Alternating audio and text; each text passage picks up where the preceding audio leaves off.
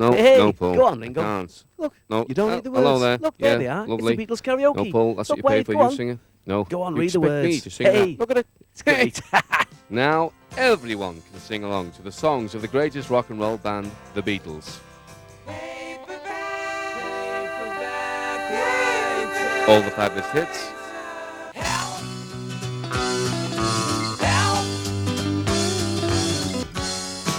And many others.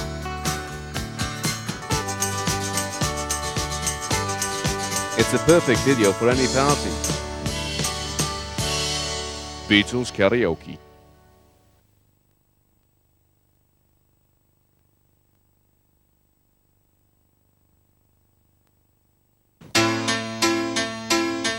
In only 3 years, Oasis have risen from being a local Manchester band to the biggest rock group in Britain.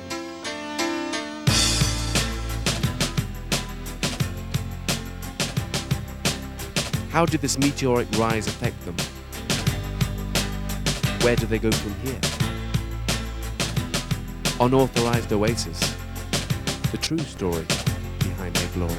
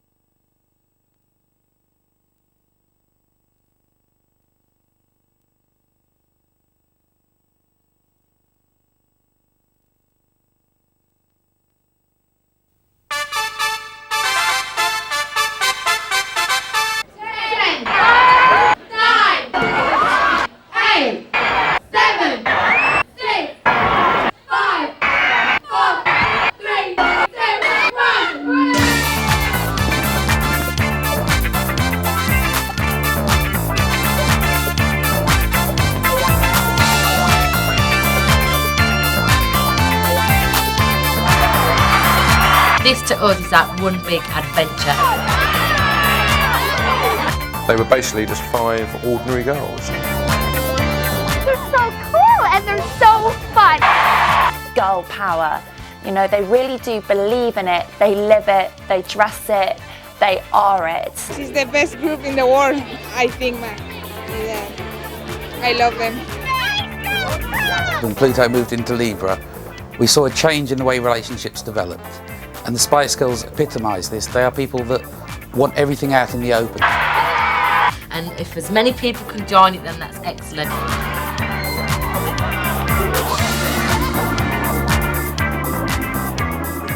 It took the Spice Girls less than a year from the release of their first single to become the world's #1 pop band. Victoria, Emma, Jerry and the 2 Mels have become a huge phenomenon, taking their chart-topping songs worldwide and thrilling everyone with their sassy attitude. I think they're a bit like, oh, we can do it. Go on then, go and kiss Prince Charles. I know if I was a Spice Girl, I'd love to kiss Prince Charles. I did a year ago, you got lipstick on your now. Oh no!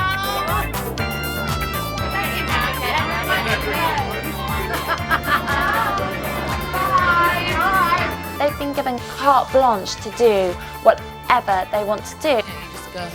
At the end of the day, I mean, whether you're royalty, whether you're, you know, the bus driver or the president, everybody is human and everyone's affectionate. Yeah, we treat everyone the same. That's our philosophy. No, Jerry. She's far too posh to kiss the prince. He tried, and I said, "Hang on a minute." We never claim to be perfect. We're not a stereotype, aesthetically beautiful girls. That proves to the girl out there you don't have to be like, you know, like skinny model in a magazine to be successful. You know, just make the best of what you've got, basically. Fun with a capital F is another essential part of the Spice success story. There was something special amongst these girls, just their presentation, their excitement, their enthusiasm was just fun.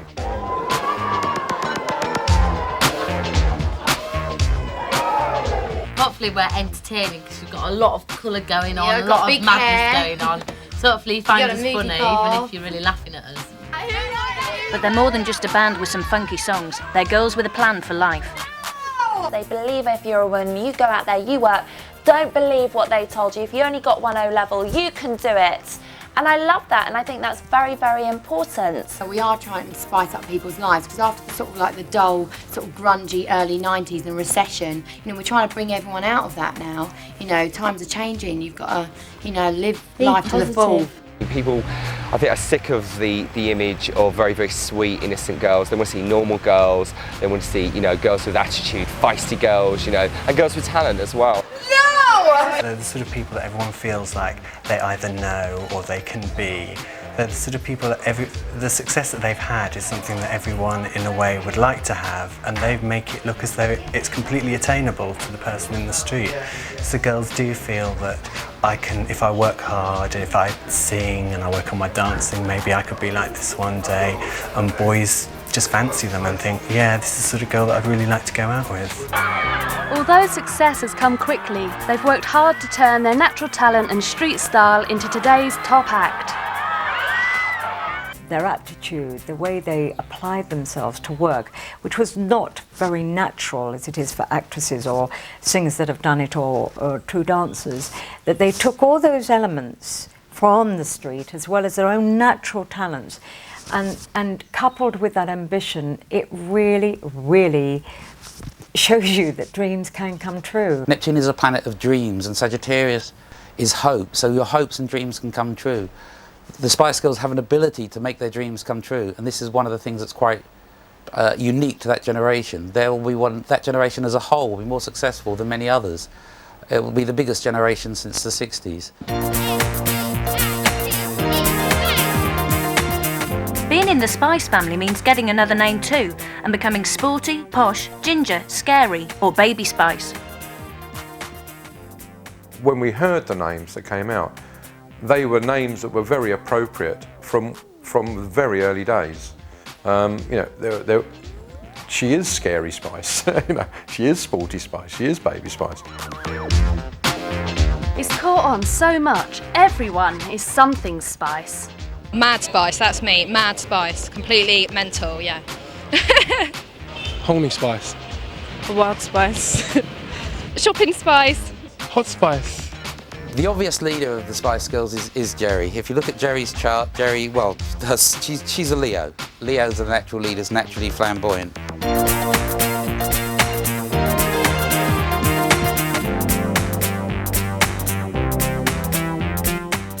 The inner side, the feminine side, the moon, is in Cancer. The feminine side is ruled by Cancer, which rules the breast. So, well, Jerry and breasts, you don't have to go too much along that subject, but the connections are obvious. Ginger Spice is vamp completely.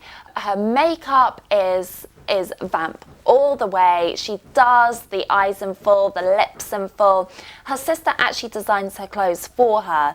She is rather an eccentric dresser, but the underlying tone is sex, sex, sex. Before she hit the big time, Jerry was a game show hostess in Turkey, where she had to demonstrate to the contestants their prizes. Even in those early days, she was a glamour girl and wearing stilettos and sexy outfits.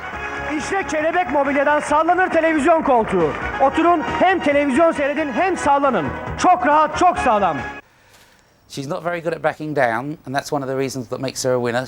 She'll push and push and push, and she won't take no for an answer. So in one sense, it's a little bit of the iron fist in the velvet glove. The girls first came together after auditioning for Chris Herbert, who had the idea of getting together a girl band to take on boy bands like Take That.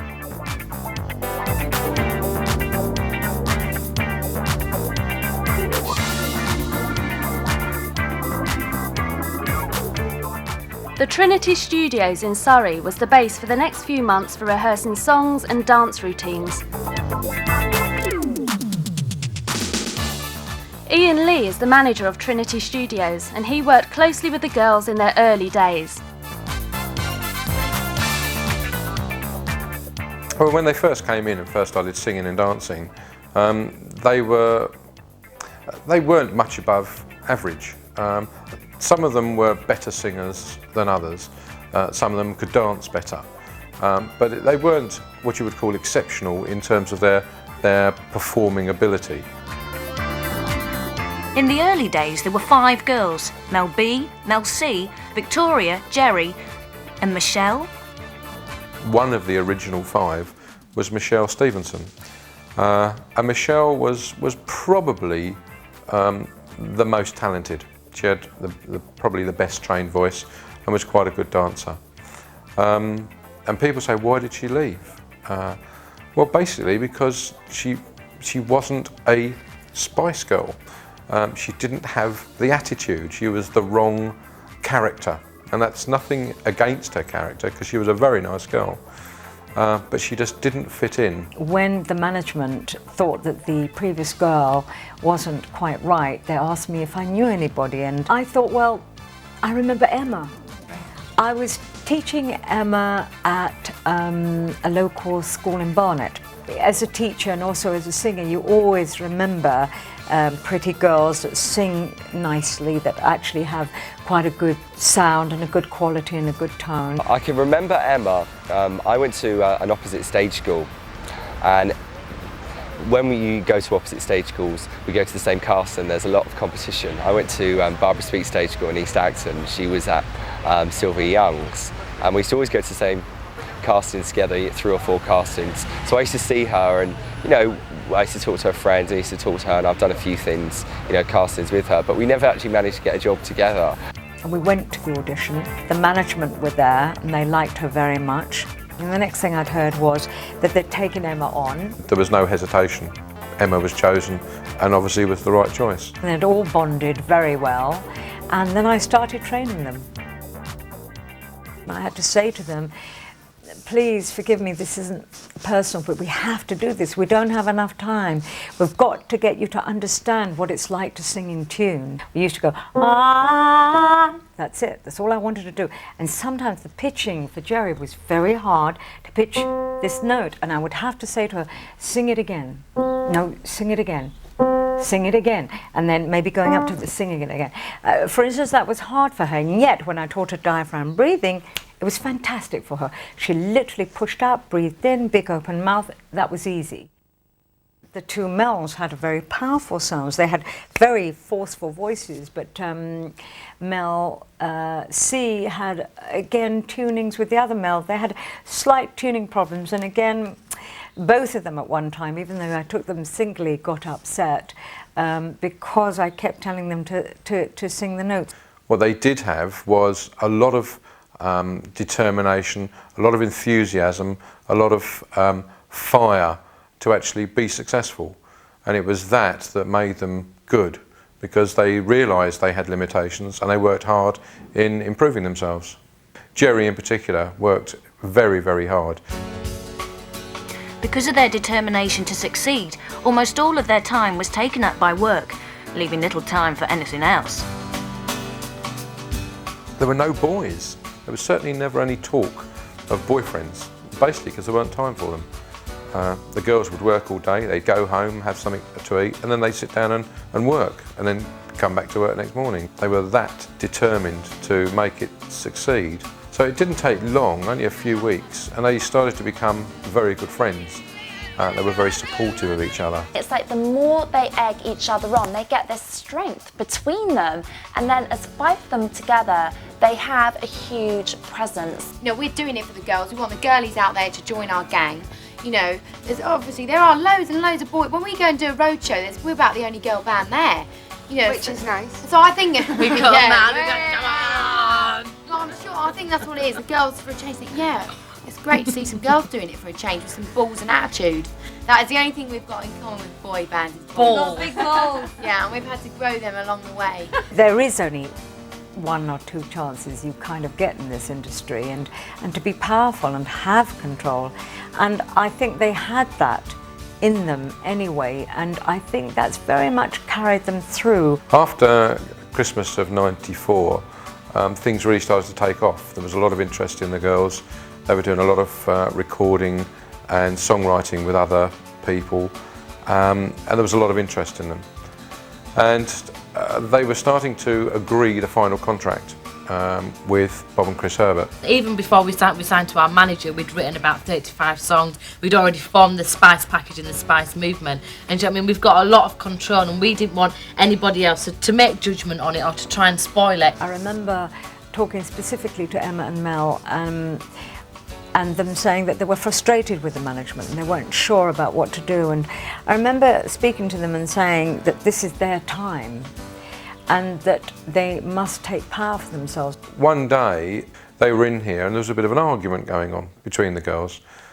Nothing unusual, they often used to have disagreements amongst themselves. And then it went quiet and we assumed that they'd gone off down the cafe or gone home even. And we thought nothing more about it. And it was either the next day or the day after, Chris Herbert came over to us and said the girls have gone, that they'd walked out. Now, we don't know the reason why. There was no massive unrest to our knowledge of why they would have a fallout. But not many weeks afterwards, they were signed to Simon Fuller, and shortly after that, they had the recording contract with Virgin.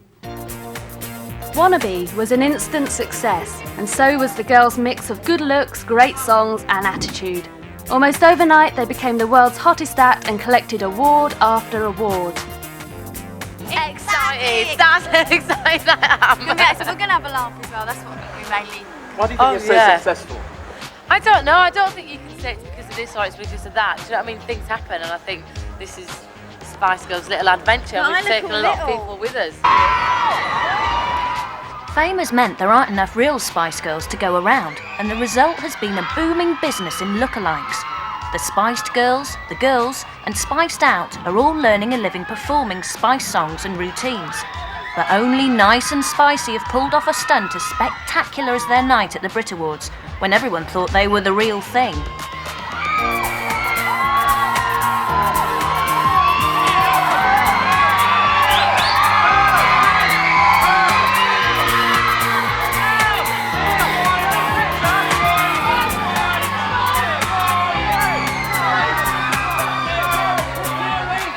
We were escorted all the way through, went through loads of press, everything like that, people screaming and shouting. Then we got through to the dressing rooms and they were like, they're already in there. They're already in there. So how many people did you fool from the limo to the dressing room? All of them! 5,000 crowd kids, that was horrible. They were banging on our car, put hands in the windows, it was scary. When they made it, I mean, back in sort of mid-96, we thought, wow, yeah, great, they've made it. No great surprise. But come late '96, when they'd had the hits and the album and then the Christmas single and everything else, that then became quite phenomenal, and that was a surprise.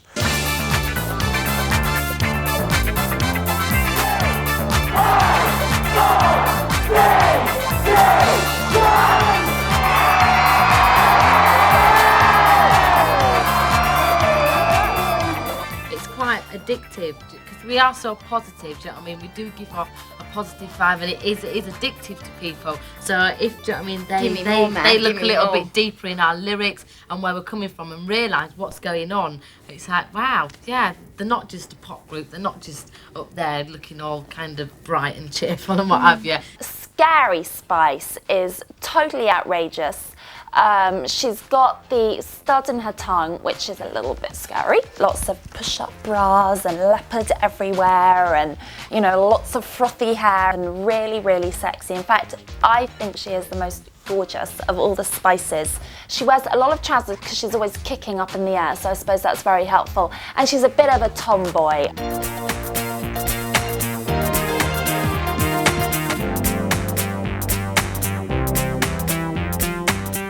Scary Spice. Well, scary she is indeed. Scary Spice has, apart from the Jupiter and Aries that they all have, Scary Spice has Mars in Aries.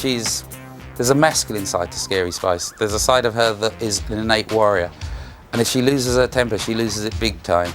She's very used to people trying to play dominant games with her, so she'll normally put the first boot in order to take the dominant level.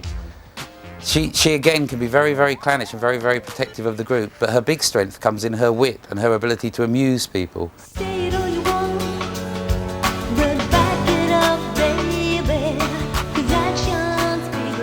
The US USA is traditionally the hardest place for British acts to make it, but the Spice Girls took America by storm. They became the first ever British act to reach #1 with their debut single, and the Spice album topped the album charts, outshining the Beatles. Yeah.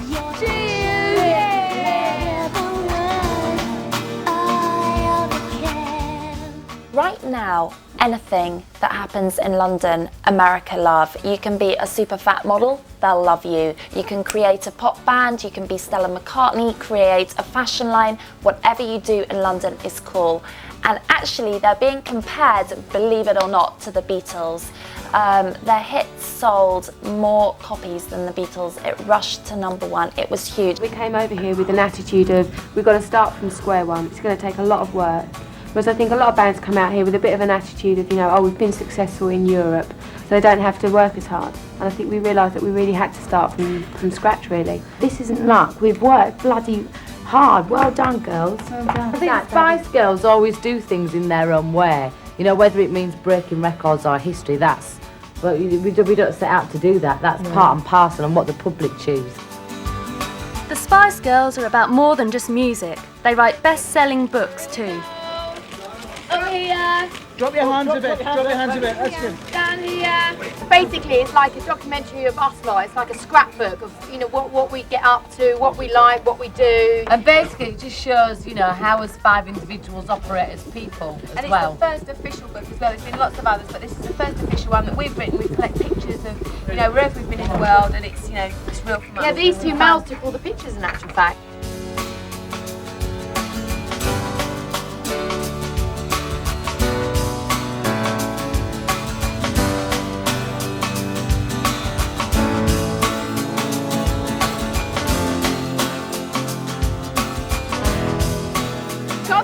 Girl power. We've got prizes here. You can say whatever you want. Yay! Just present ourselves as we are. And I think if people like that or want to look up to it or see us as role models, then that's excellent. We like to think as a group and individually we give out positive messages and a positive way of living life. And do you ladies believe in girl power?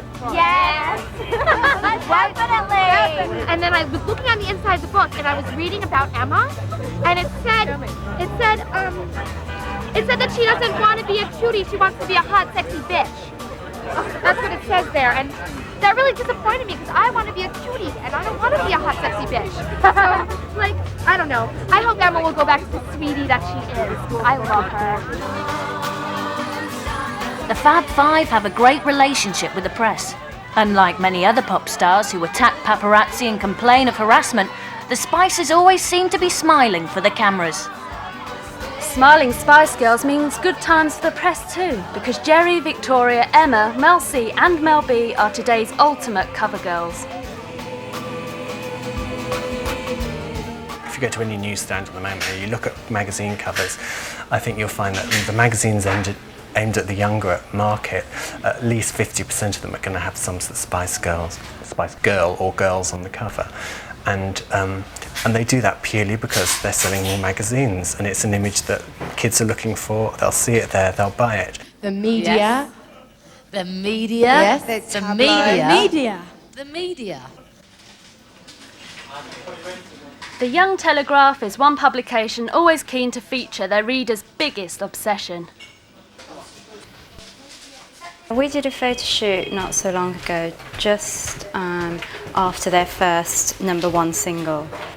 And it was really brilliant because I was really nervous, but when they came on the photo shoot, they really played in front of the camera, so it actually made my life really easy. They knew exactly what they wanted, and they were just really great fun, and they, got on with the photographer, and they did exactly what we said, and they actually did more. I was expecting them to be quite wild and unruly and very outspoken, and they were outspoken, but they're actually very well behaved. They're very polite. They each had very different thoughts, and each came from a slightly different direction, and they were very actually really genuine, straightforward, nice people to talk to. So I spent an afternoon chatting to them all, and I really enjoyed it. They were great fun. they know how to enjoy themselves, they know how to project themselves. Obviously, they have a very good self-image, and I think that comes across very strongly. There was definitely a lead, and that was definitely Mel B. She was in control. She decided, she had her makeup on first, therefore she finished first, and she lost a lot of, you know, she couldn't wait for the other girls, and she said, oh, well, come on, let's go, we're going to do this and let's do that. So she was definitely in control, and she actually did make a lot of the decisions. I think it really helped by Mel B going, yes, let's do this, and then it was done, and they all sort of followed along, and they were quite happy to do it, and it worked. We did a front cover, and then we had a big response, so much so that the following week we had to do a double-page spread poster. Most of the response that we get in Young Telegraph to Spice Girls, it's just they want more. They want information all the time. They want to find out what the girls like, what they do, what they get up to in their spare time, what records they're working on, what their plans are for the future, when's the film coming out, who's going to be in the film. It's just, there's a general interest really in everything they are and everything they do. My favourite Spice Girl is Posh Spice. Victoria, I like her because she's sexy, and even though she don't smile at her, I like her. Dead sexy. I love her. Posh Spice has got the sophisticated look. She wears the designer clothes, she wears Hervé Leger, Gucci, Prada. Her hair and makeup's great. She's very, very simple. She just has a centre parting, dark, sophisticated hair. And I think she's very slim, and she looks very classy.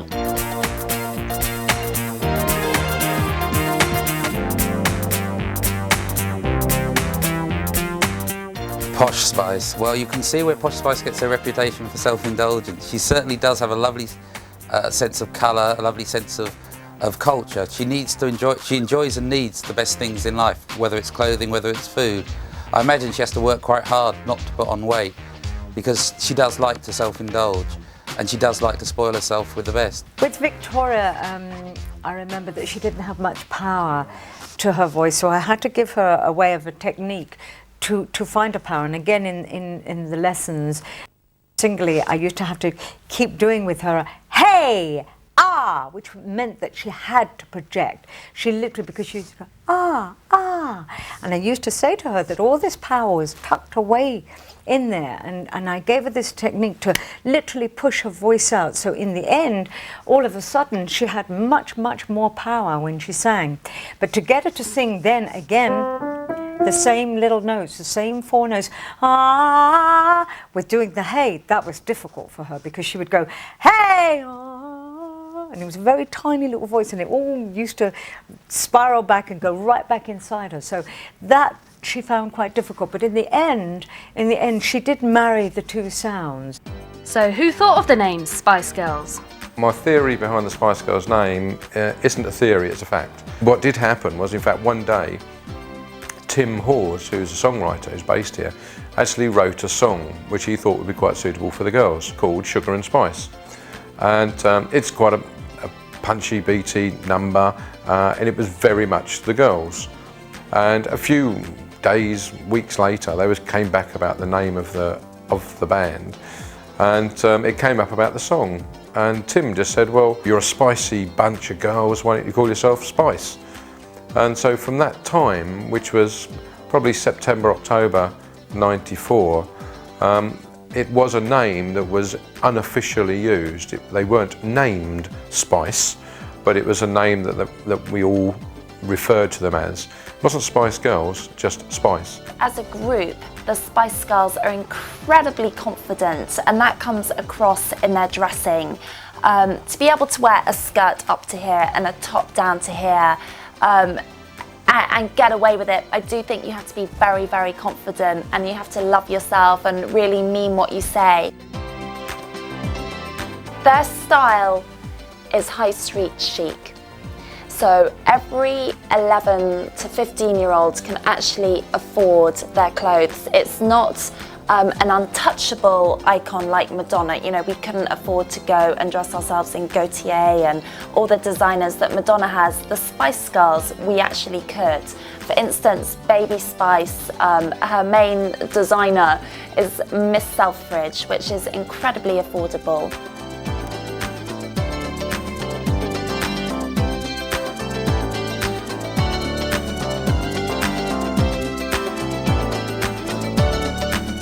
the platforms seem to be a big part of the Spice outfit. Can you see my shoes today? I've just got them. They're crazy. It's just like a trademark that's stuck with them. And I mean, you walk down the street and everyone's got their huge platforms on, so it really is a cult almost. Finding time to relax has been hard since the girls hit the top. But even when Wannabe was #1, Mel C trained with her soccer team in Rickmansworth. Her enthusiasm was overwhelming. She just never stopped running all the time, always wanting the ball all the time, looking for the play and always wanting to be involved in it. So she was really a natural midfield type person. She seemed to get on with the girls straight away, seemed to chat to them, and vice versa, the girls seemed to take to her quite a way. Since then, she's become a bit of an idol in the club, and every time the record comes on, all the screaming and shouting goes on and the dancing starts. Yeah, she's still very much part of the club.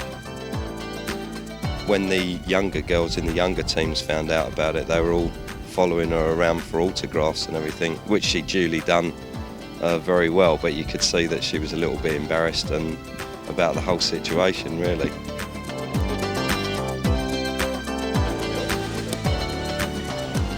Sporty Spice has got over 100 tracksuits. She's very into Fila, and that's all she wears really. She's got a great body, she works out a lot, and she's got a very natural look. She doesn't wear a lot of makeup, she's very athletic. Sporty Spice is a real mixture between the male and the female. She's almost like a female David Bowie. Not quite androgynous, she's definitely got sex appeal, but that sex appeal isn't easy to define. She's very ambitious, much more ambitious than the others in a lot of ways. She's a person who certainly wants to go on achieving throughout life. She may well stay in the industry for a long, long time. She has unusual thoughts. She's the most original of the thinkers. She's the one who's going to come out with the quirkiest ideas, the solutions that come out of nowhere.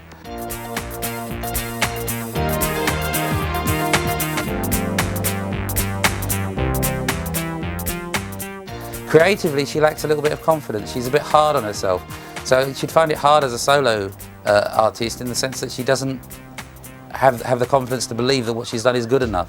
So she's a natural group member, but in that group, she's like the quiet chairman. She won't actually raise a lot of voices, but at the end of the day, she'll make the decisive vote or she'll win people around. Love doesn't come easily to this one. She doesn't take relationships lightly, so she could well have many platonic relationships where she enjoys the friendship of people, but without actually getting too close. She's not easy to get to know at all. She's always hiding a bit of herself or keeping a bit of herself in reserve, and the best comes out in the public. In one sense, she's a better party animal, and when the lights go out, so does she. Mousy, she's cool. Emma, she's cutest. The Spice Girls have achieved many fantastic things, but none more sensational than bringing road accident victim Robert Skeets back from the brink of death. There was a van coming up Burlington Road, and Robert didn't see the van and went straight into her. The blood was pouring out and the neighbour took him to the hospital, and then they put him on the life support machine for 5 days. He had to have brain surgery. There was a load of fragments of bone in the brain, and I didn't think there was any hope for him. I gave up hope on the Tuesday when the doctors come round and said it was going to go either way with him, and then we started playing Spice Girls and he seemed to be moving his limbs, so we knew he wasn't brain dead or paralysed, so we knew he was going to come out of it somehow. What do you remember? The music? Yeah. What was it like?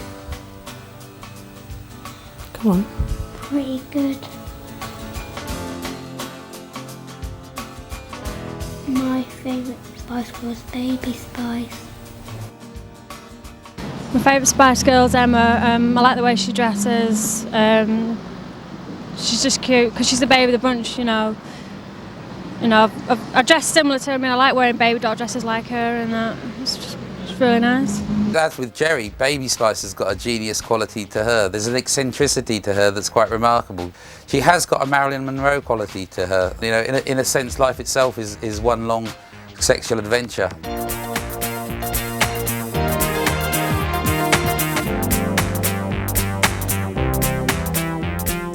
There's a buzz to the whole of life if you know where to find it, and Baby Spice generally knows where to find it.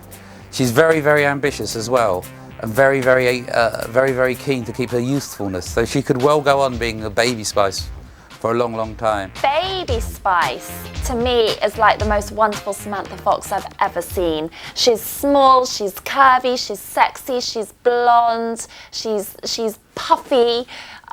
Every single boy I know absolutely fancies Baby Spice rotten. Emma. Because she's got nice blonde hair. Nice, very nice indeed. I had a dream last night about, obviously, tonight's show. The Spice Girls were on, they sing Who Do You Think You Are?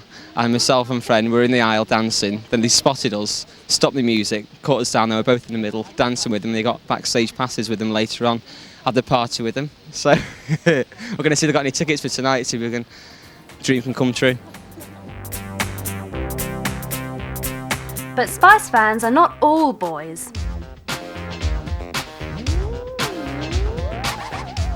Mel B. Because she's mad, and she reminds me of myself. I would say about 85% of our fan base is 75, actually girls. Yeah.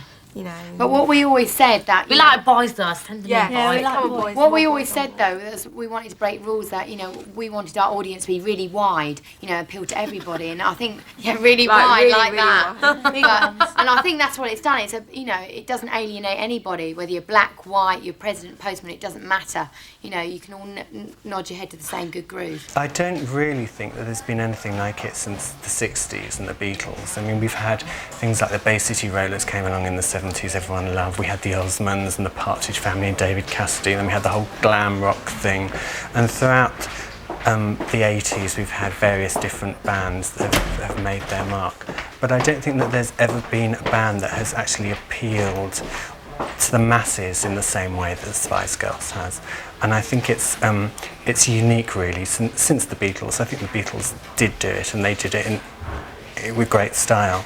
But no one has done it to such an extent since then.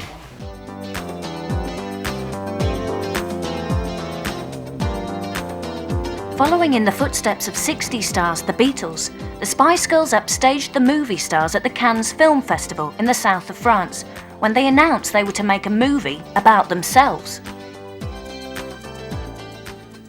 It's going to be very kind of intense, but with a fun element, because that's what we do day in, day out. Yeah, and it's going to properly show the world, well, damn, what we're like. We're about. There's going to be fun, you know, It is- love, adventure, loads of everything. Sauciness, that's my bit. It is a parody of ourselves. We are based a celebration of London, the 90s. You also see what the Spice Girls are really like, what we really say and do on many different levels. You know, you'll see our inner and outer struggles. It's a dedication to our fans. I like everything they do.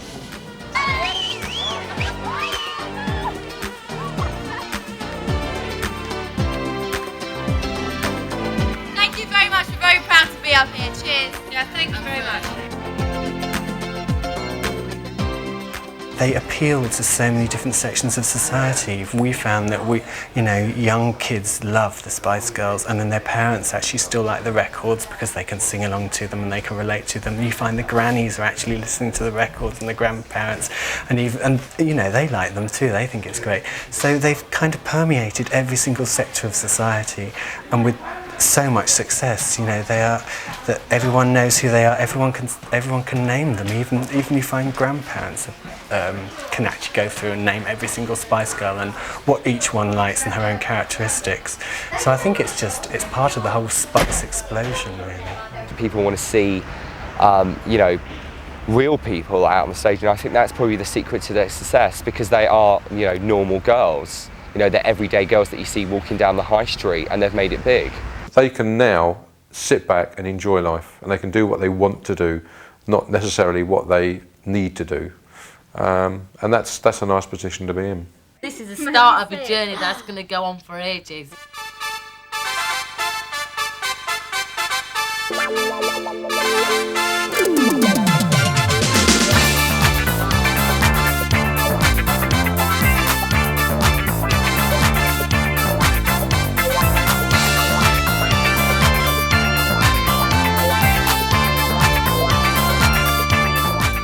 short time, these 5 girls have taken the world by storm.